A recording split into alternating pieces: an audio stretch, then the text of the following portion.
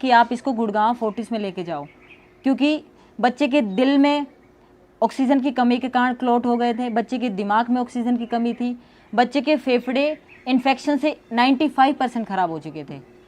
तो उस टाइम पे जब बच्चे को फोर्टिस लेकर गए तो मेरे पापा ने अज्जू और उसकी फैमिली को फ़ोन किया कि भाई बच्चा क्रिटिकल है, तुम लोग आओ, पैसे भरो।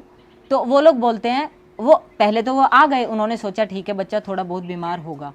उन्होंने आकर देखा, उन्होंने कुछ दिन 6-7 दिन का बिल दिया बच्चे को देखते हुए। तो उसके बाद उन लोगों ने, जब उनको पता चला, डॉक्टर ने बोला बच्चे का ट्रीटमेंट 1 साल तक चलेगा क्योंकि बच्चा ज़्यादा क्रिटिकल था। तो उन लोगों ने बोला कि ये बच्चा अपंग, विकलांग, लूला, लंगड़ा, पता नहीं मेरे बच्चे को क्या क्या बोला, छोटे से बच्चे को। इन लोगों को तो छोटे से बच्चे पर भी दया नहीं आई मेरे बच्चे पर। अज्जू 0008 ने पता है क्या कहा मेरे बच्चे के बारे में उसको देख के, कि इसके तो रबड़ के आते हैं, डॉक्टर इसका वेंटिलेटर से हवा भर रहे हैं तब ये बच्चा सांस ले रहा है। उस टाइम पे बच्चा इतना क्रिटिकल था कि कोई भी देखता ना तो उसको भी छोटे से बच्चे पर दया आ जाती। जो ये अज्जू क्या बोलता है कि छत पर पक्षियों के लिए पानी रखो, इसको उस टाइम पर दया नहीं आई मेरे बच्चे को देखकर। इन लोगों ने क्या किया कि बच्चा तो मेंटल है, इल है, फलाना ढमकाना। ये लोग 6-7 दिन के बाद बच्चे के बारे में पल्ला झाड़ के चले गए।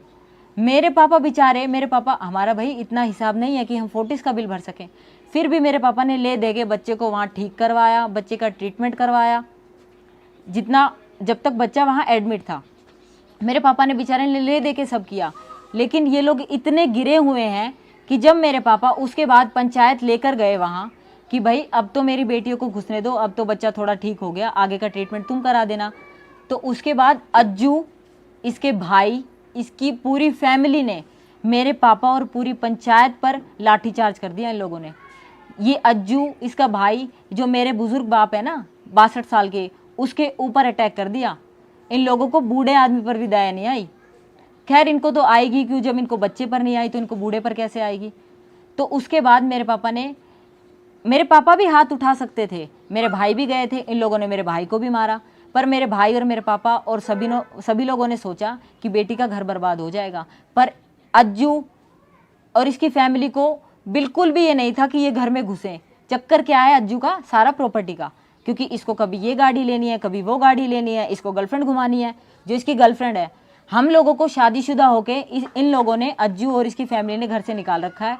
और कुंवारी लड़की प्रतिभा, आप घाटा में भी जाके पता कर सकते हो, इन लोगों ने उस लड़की को घर में रख रखा है किस हक से। और वो लड़की क्या, उस लड़की की चला के रखी है कि मेरे बच्चे का बिल भरने, जितना भरना होगा वो लड़की भरने आएगी, वो करेगी, तो वो कहेगी ना कि बिल भरना है तो ही भरा जाएगा बिल। मतलब इतना चल रही है कि हमारा तो बच्चे का कुछ है ही नहीं मतलब। और ये सब क्या है कि पैसों के कारण, कि बच्चों का भी हक है भाई, इन लोगों को नहीं पता, ये लोग खाना चाहते हैं पैसे। अब आप बताओ, मैं तो इतनी मजबूर हो गई हूँ, मेरे पास कोई ऑप्शन नहीं है। मेरे पति ने बोल दिया मेरे बच्चे को मरने के लिए छोड़ के कि मैं इसको एक्सेप्ट ही नहीं करूँगा। मैं कहाँ लेकर जाऊँ इस बच्चे को, कहाँ मैं खुद जाऊँ, कहाँ मेरी बहन जाए अपनी लड़कियों को लेकर। हमारे पास कोई चारा ही नहीं बचा इन लोगों से। मैं तो चाहती हूँ मैं अपने घर जाना, लेकिन अज्जू अपने भाई को बोल रहा है कि इसको तलाक दे दे। मैं तलाक देना नहीं चाहती, मुझे घर में घुसने नहीं दे रहे। मैं क्या करूँ ऐसी हालत में, मेरे पास कुछ ऑप्शन नहीं बचा सोशल मीडिया की हेल्प लेने के अलावा।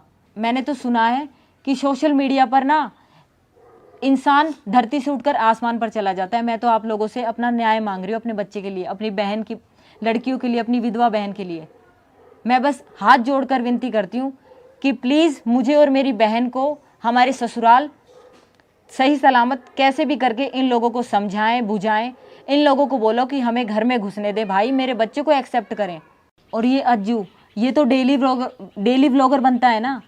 इसने कभी मेरी बहन की 12 साल की लड़की को दिखाया, कभी इसकी 10 साल की लड़की को दिखाया, कभी मेरे लड़के को दिखाया बड़े को।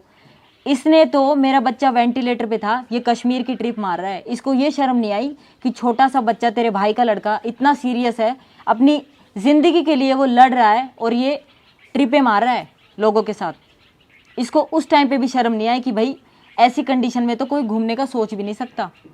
ये दोस्तनी को थार दिला रहा है, ये दोस्तनी के साथ कॉफ़ी पी रहा है। चलो भाई तुम्हारी लाइफ है, तुम करो, लेकिन थोड़ी सी तो अपनी भाई के बच्चे के लिए थोड़ी सी तो दया रखो अपने मन में।